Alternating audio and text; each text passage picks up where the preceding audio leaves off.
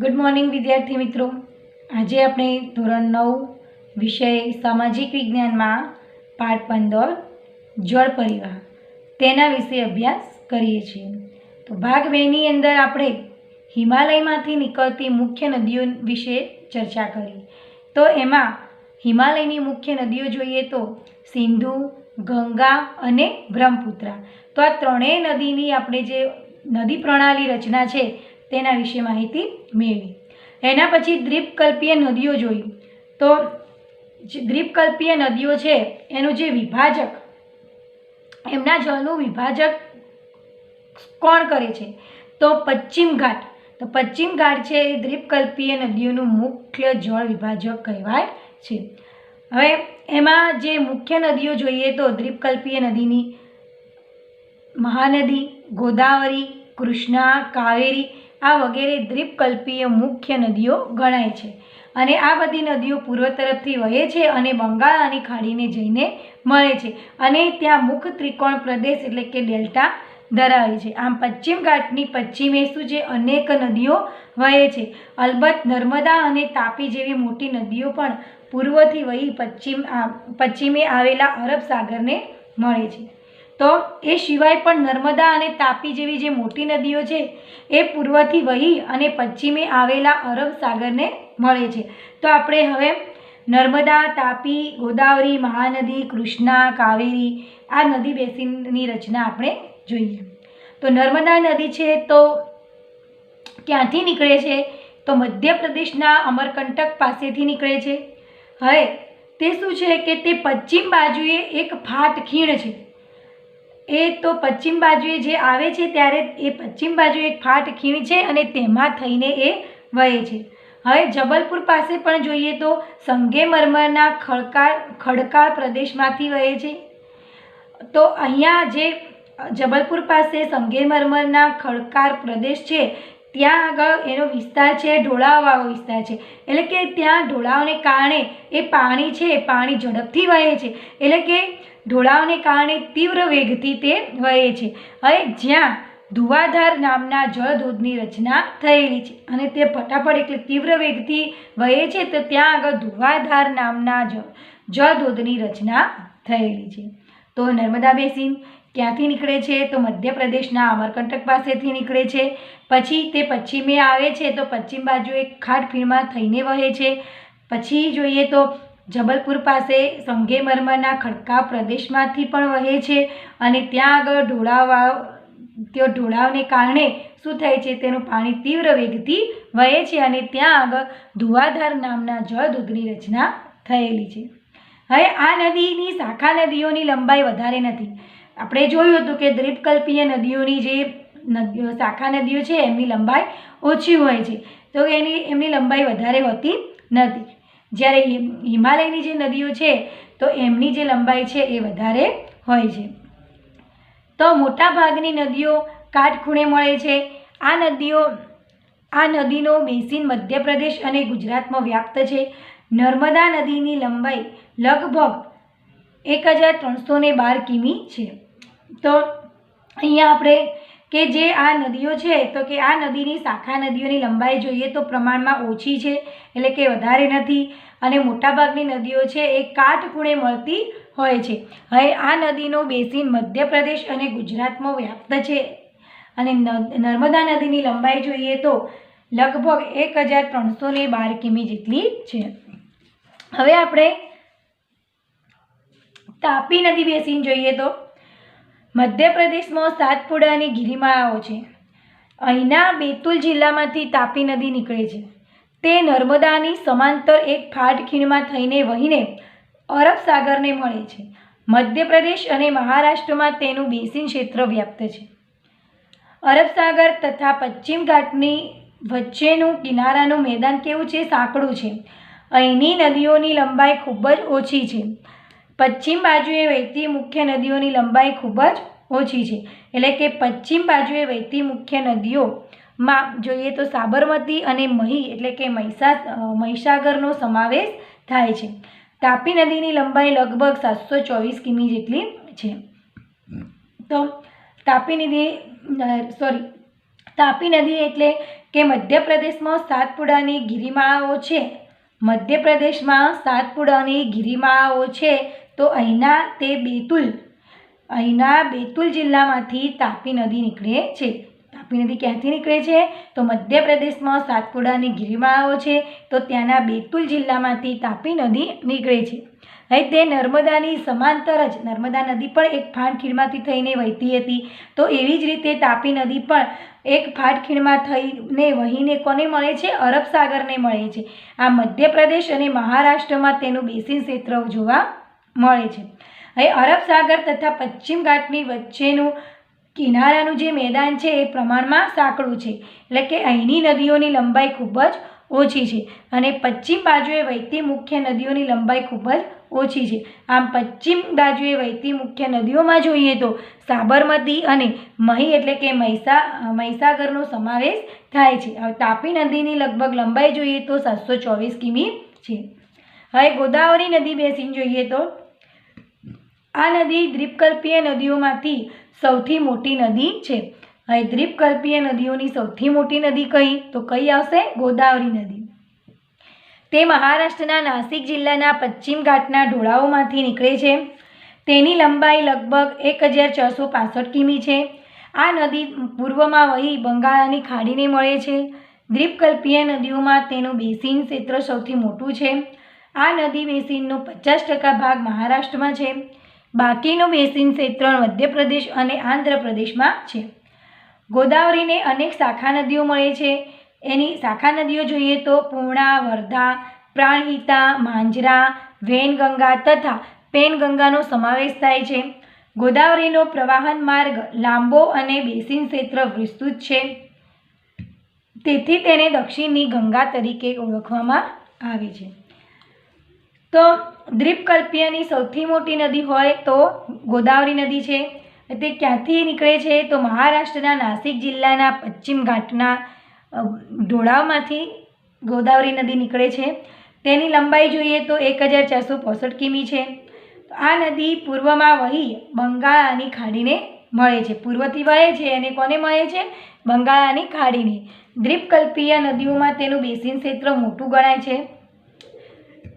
આ નદી બેસિનનો 50% ભાગ એ મહારાષ્ટ્રમાં છે અને બાકીનું બેસિન ક્ષેત્ર એ મધ્યપ્રદેશ અને આંધ્રપ્રદેશમાં છે. હવે ગોદાવરીને સૌથી દ્વીપકલ્પીય નદીઓની સૌથી મોટી નદી ગોદાવરી છે, એટલે એને અનેક શાખા નદીઓ મળતી હોય છે. તો કે એ શાખા નદીઓ જે મળે છે એમાંની આપણે જોઈએ તો પૂર્ણા, વર્ધા, પ્રાણહિતા, માંજરા, વૈનગંગા તથા પેનગંગાનો સમાવેશ થાય છે. ગોદાવરીનો પ્રવાહન માર્ગ કેવો છે? લાંબો અને બેસિન ક્ષેત્ર વિસ્તૃત પ્રમાણમાં છે, તેથી તેને દક્ષિણની ગંગા તરીકે ઓળખવામાં આવે છે. હવે એક્ઝામની અંદર પ્રશ્ન પૂછાય કે દક્ષિણની ગંગા તરીકે કોને ઓળખવામાં આવે છે? તો ગોદાવરી નદીને ઓળખવામાં આવે છે. હવે મહાનદી બેસિન જોઈએ તો મહાનદીનું ઉદ્ગમ સ્થાન છત્તીસગઢના પહાડી ક્ષેત્રમાં છે. તે ઓડિશામાંથી વહીને બંગાળની ખાડીને મળે છે. તેની લંબાઈ લગભગ 860 કિમી છે. તેનું બેસિન ક્ષેત્ર છત્તીસગઢ, ઝારખંડ તથા ઓડિશામાં છે. તો મહાનદી બેસિનનું જે ઉદ્ગમ સ્થાન છે તો છત્તીસગઢના પહાડી ક્ષેત્રમાં છે. હવે તે ઓડિશામાંથી વહે છે અને કોને મળે છે? બંગાળની ખાડીને મળે છે. હવે મહાનદીની લંબાઈ જોઈએ તો 860 કિમી છે. તેનું બેસિન ક્ષેત્ર જોઈએ તો છત્તીસગઢ, ઝારખંડ તથા ઓડિશામાં છે. હવે કૃષ્ણા નદી બેસિન જોઈએ તો તે મહારાષ્ટ્રના પશ્ચિમ ઘાટના મહાબળેશ્વર પાસેથી નીકળે છે. તે લગભગ 1400 કિમી લંબાઈ ધરાવે છે. તેને મળતી શાખા નદીઓમાં તુંગભદ્રા, કોયના, ઘાટપ્રભા, મૂસી તથા ભીમા છે. તેનું બેસિન ક્ષેત્ર મહારાષ્ટ્ર, કર્ણાટક અને આંધ્રપ્રદેશમાં ફેલાયેલું છે. તો કૃષ્ણા નદી એ પશ્ચિમ ઘાટના મહાબળેશ્વર પાસેથી નીકળે છે અને તેની લંબાઈ 1400 કિમીની લંબાઈ ધરાવે છે. હવે તેને જે મળતી શાખા નદીઓ છે તો એની વાત કરીએ તો તુંગભદ્રા, કોયના, ઘાટપ્રભા, મૂસી તથા ભીમા છે. હવે તેનું બેસિન ક્ષેત્ર એ મહારાષ્ટ્ર, કર્ણાટક અને આંધ્રપ્રદેશમાં ફેલાયેલું છે. હવે કાવેરી બેસિન જોઈએ તો કાવેરી પશ્ચિમ ઘાટની બ્રહ્મગીરી પર્વતમાળામાંથી નીકળે છે. તેની લંબાઈ લગભગ 760 કિમી છે. તેની મળતી શાખા નદીઓ અમરાવતી, ભવાની, હેમાવતી તથા કાલિની છે. તેનું બેસિન ક્ષેત્ર કેરળ, કર્ણાટક અને તમિલનાડુમાં વ્યાપ્ત છે. તે તમિલનાડુના કુડ્લુરના દક્ષિણમાં એટલે કે કાવેરી પટ્ટમથી બંગાળાની ખાડીને મળે છે. આ સિવાય અન્ય નાની નદીઓ પણ છે જે પૂર્વ તરફ વહી બંગાળાની ખાડીને મળે છે. તેમાં જોઈએ તો દામોદર, બ્રહ્માણી, વૈતરાણી તથા સુવર્ણરેખાનો સમાવેશ થાય છે. તો કાવેરી નદીની જે ક્યાંથી નીકળે છે તો પશ્ચિમ ઘાટની બ્રહ્મગીરી પર્વતમાળામાંથી નીકળે છે. તેની લંબાઈ જોઈએ તો 760 કિમી છે. હવે તેને જે શાખા નદીઓ મળે છે એની વાત કરીએ તો અમરાવતી, ભવાની, હેમાવતી તથા કાલિની છે. તેનું બેસિન ક્ષેત્ર ક્યાં જોવા મળે છે તો કેરળ, કર્ણાટક અને તમિલનાડુમાં એનો વ્યાપ્ત છે અને તે તમિલનાડુના કુડ્લુરના દક્ષિણમાં એટલે કે કાવેરી પટ્ટનમાંથી અને વહે છે અને કોને મળે છે? બંગાળાની ખાડીને મળે છે.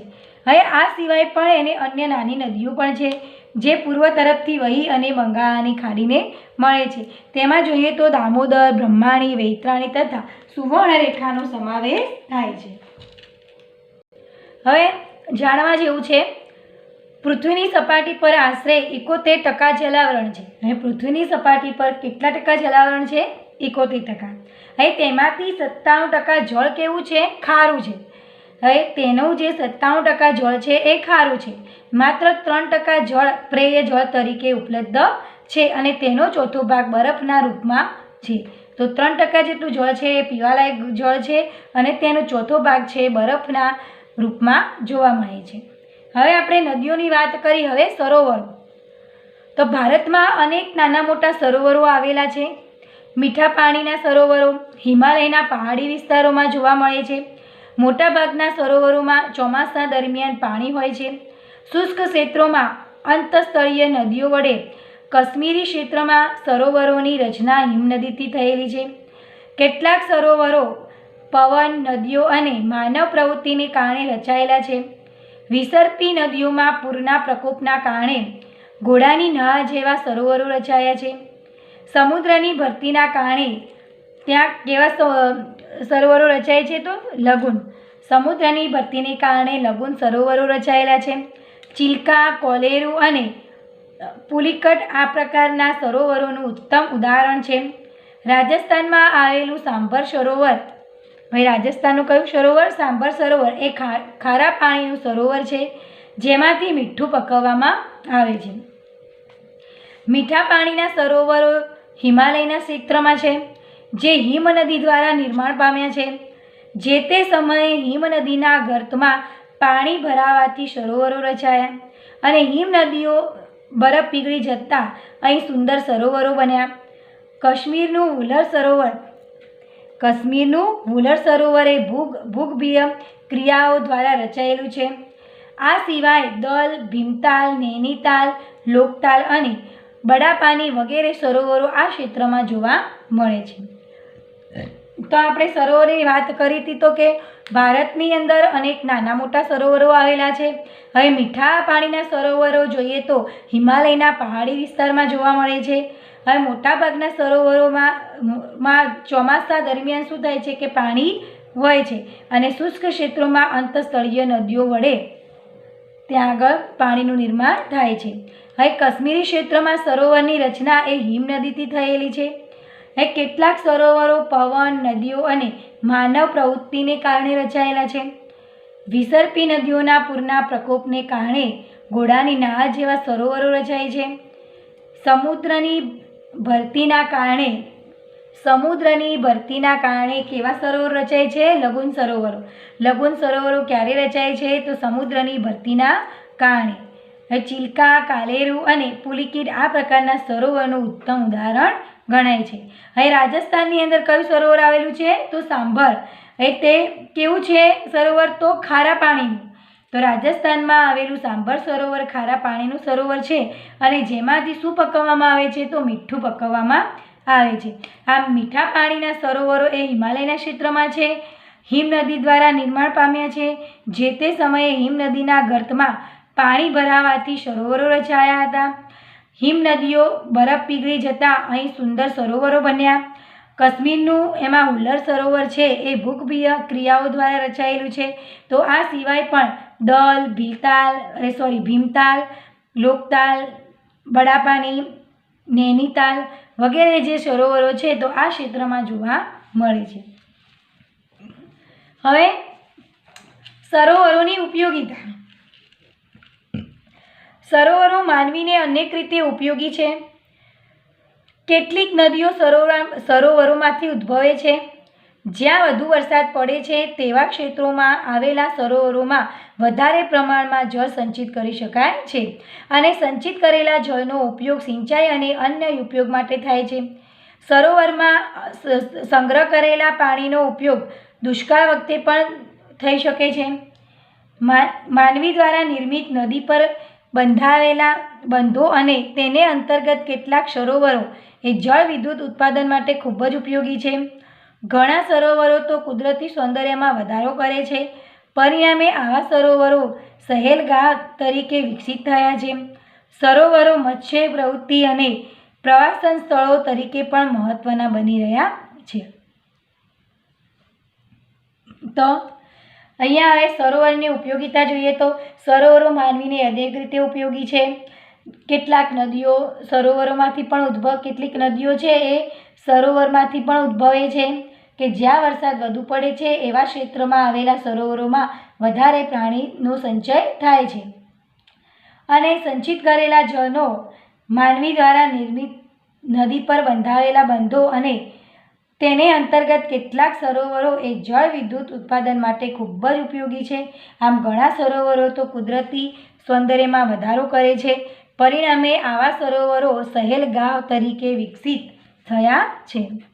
હવે સરોવરો મત્સ્ય પ્રવૃત્તિ અને પ્રવાસન સ્થળો તરીકે પણ મહત્વના બની રહ્યા છે. હવે નદીઓનું આર્થિક મહત્વ. માનવ ઇતિહાસમાં નદીઓનું મહત્વ સૌથી વધુ રહ્યું છે. નદીઓનું પાણી કુદરતી સંસાધન છે. તે માનવીની ઘણી બધી પ્રવૃત્તિઓ માટે અનિવાર્ય છે. તેણે માનવીની પ્રાથમિક જરૂરિયાતો સંતોષી છે. ખેતી અને ઉદ્યોગોનો વિકાસ નદીઓના કારણે થયો. પ્રાચીન સંસ્કૃતિઓ પણ નદીઓને આભારી રહી છે. મોટાભાગના મોટા શહેરો નદી કિનારે વિકાસ પામ્યા, જેમ કે દિલ્હી, કોલકાતા, અમદાવાદ, ભરૂચ, સુરત વગેરે. ભારત જેવા કૃષિપ્રધાન દેશની કૃષિના વિકાસ માટે નદી એ પાયો ગણવામાં આવે છે. આધુનિક સમયમાં તેના બળનો ઉપયોગ પીવા માટે, સિંચાઈ માટે, જળ વિદ્યુત માટે તથા નૌકા વિહાર માટે થાય છે. તો નદીનું આર્થિક મહત્ત્વની અંદર જોયું કે માનવ ઇતિહાસમાં નદીઓનું મહત્ત્વ સૌથી વધુ રહ્યું છે. કે નદી છે, નદીઓનું જે પાણી છે એ કુદરતી સંસાધન છે, એટલે કે કુદરતી નિર્મિત છે, કુદરતી સર્જેલ છે. તો તે માનવીની ઘણી બધી પ્રવૃત્તિઓ માટે અનિવાર્ય છે. તો જે આ કુદરતી સંસાધન છે નદીઓનું પાણી એ માનવીની અનેક પ્રવૃત્તિઓ માટે અનિવાર્ય બને છે. તેણે માનવીની પ્રાથમિક જરૂરિયાતો પણ સંતોષી છે. ખેતી અને ઉદ્યોગોના વિકાસ નદીઓના કારણે જ થયા છે. આમ પ્રાચીન સંસ્કૃતિનો પણ નદીઓને આભારી રહી છે. તો મોટાભાગના મોટા શહેરો નદી કિનારે વિકાસ પામ્યા છે. જેમાં જોઈએ તો દિલ્હી, કોલકાતા, અમદાવાદ, ભરૂચ, સુરત વગેરેનો સમાવેશ થાય છે. હવે ભારત કેવો દેશ ગણાય છે? તો કે ભારત જેવા કૃષિપ્રધાન દેશ છે. તો કૃષિપ્રધાન દેશની કૃષિના વિકાસ માટે નદી એ પાયો ગણવામાં આવે છે. આમ આધુનિક સમયમાં તેના જળનો ઉપયોગ પીવા માટે, સિંચાઈ માટે, જળ વિદ્યુત માટે તથા નૌકા વિહાર માટે થતો હતો. હવે નદી પ્રદૂષણ કે નદીની અંદર થતું પ્રદૂષણ તેને કેવી રીતે અટકાવવું જોઈએ? નદીના પાણીનો ઉપયોગ ઘરેલું, કૃષિ તથા ઔદ્યોગિક ઉત્પાદન પ્રવૃત્તિમાં વધારે પડતો થાય છે. તો નદીના પાણીનો ઉપયોગ ઘરેલું, તો ઘરની અંદર ઘરેલું કે જે કામ હોય તે, પછી કૃષિ ખેતરની અંદર અને ઔદ્યોગિક ઉત્પાદન પ્રવૃત્તિમાં નદીના પાણીનો વધારે પડતો ઉપયોગ થાય છે. હવે આપણે નદીઓને શું કહીએ છીએ? લોકમાતા કહીએ છીએ અને તેને પવિત્ર પણ ગણીએ છીએ. તેમ છતાં નદીઓમાં ઉદ્યોગોનું મલિન જળ છોડીએ છીએ કે શું કરીએ છીએ? નદીને માતા માનીએ છીએ. તો તેમ છતાં જે કંઈ મિલો છે, ઉદ્યોગો છે, તો એમનું જે ખરાબ જે જળ છે એ ક્યાં છોડીએ છીએ? નદીમાં છોડીએ છીએ. અને શહેરોની ગટરોના પાણી શહેરની પાસે આવેલી નદીઓમાં ઠલવાય છે. તો ઉપરાંત શહેરનો કચરો પણ નદીના પાણીમાં નાખીએ છીએ. આમ પરિણામે માનવી જેને લોકમાતા કહે છે, આપણે નદીને શું કહીએ છીએ? લોકમાતા. તો માનવી જેને લોકમાતા કહે છે તેવા નદીના પાણીને પ્રદૂષિત કરે છે. આમ ઔદ્યોગિક અને શહેરીકરણના પરિણામે જળ પ્રદૂષણમાં સતત વધારો થયા કરે છે. આમ નદીના પાણીનું પ્રદૂષણ એ આપણી રાષ્ટ્રીય સમસ્યા બની રહી છે. તો નદીના પાણીને દૂષિત થતું અટકાવવા સરકાર હાલમાં વિશેષ પ્રકારના પ્રયત્નો કરી રહી છે. તો આ સંદર્ભે સરકારશ્રીની કામગીરીની સાથે લોકભાગીદારીની પણ એટલી જ ઈચ્છનીય છે. તો આપણે શું કહીએ છીએ કે નદીને આપણે લોકમાતાનું બિરુદ તો આપ્યું છે, પરંતુ જે ઉદ્યોગોનું મલિન પાણી હોય એ ક્યાં છોડીએ છીએ? નદીમાં. પછી ગટરોનું પાણી હોય એ પણ નજીકની નદીઓમાં છોડીએ છીએ. તે ઉપરાંત પણ શહેરનો કચરો પણ નદીમાં નાખીએ છીએ. પરિણામે શું થાય છે? તો કે માનવી જેને લોકમાતા કહે છે તેવા નદીના પાણીને પ્રદૂષિત કરે છે. આમ ઔદ્યોગિકીકરણ અને શહેરીકરણના પરિણામે જળ પ્રદૂષણમાં સતત વધારો થતો જાય છે અને નદીના પાણીનું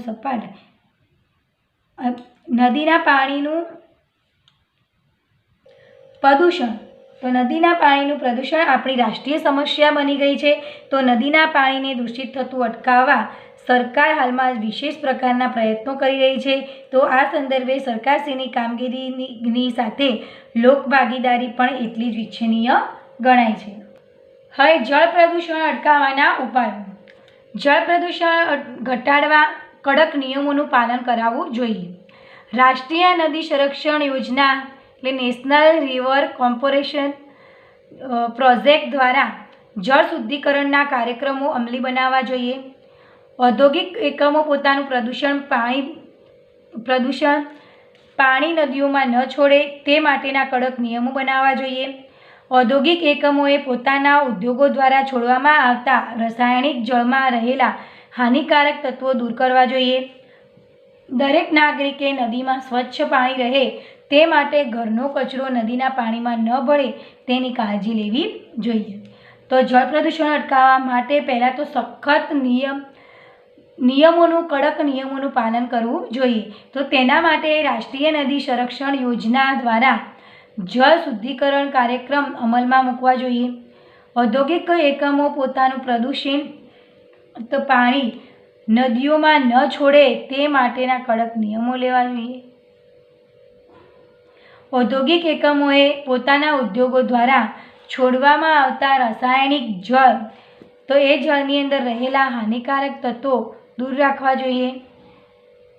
દરેક નાગરિકે નદીમાં સ્વચ્છ પાણી રહે તે માટે ઘરનો કચરો એ નદીના પાણીમાં ન ભળે તેની કાળજી રાખવી જોઈએ.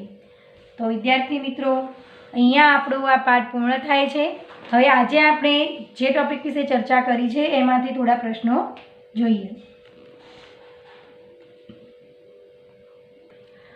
દ્વીપકલ્પ ભારતની કઈ બે મોટી નદીઓ અરબ સાગરને મળે છે?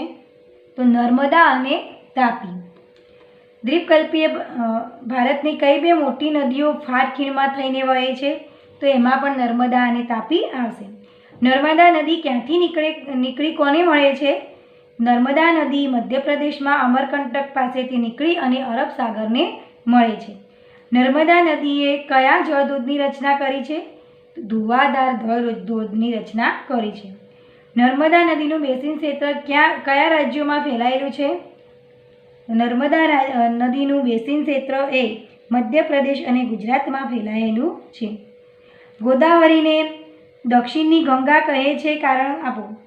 તો ગંગા નદીની જેમ ગોદાવરી નદીનો પ્રવાહ માર્ગ લાંબો અને તેનું બેસિન ક્ષેત્ર વિસ્તૃત છે, તેથી તેને દક્ષિણની ગંગા કહેવામાં આવે છે.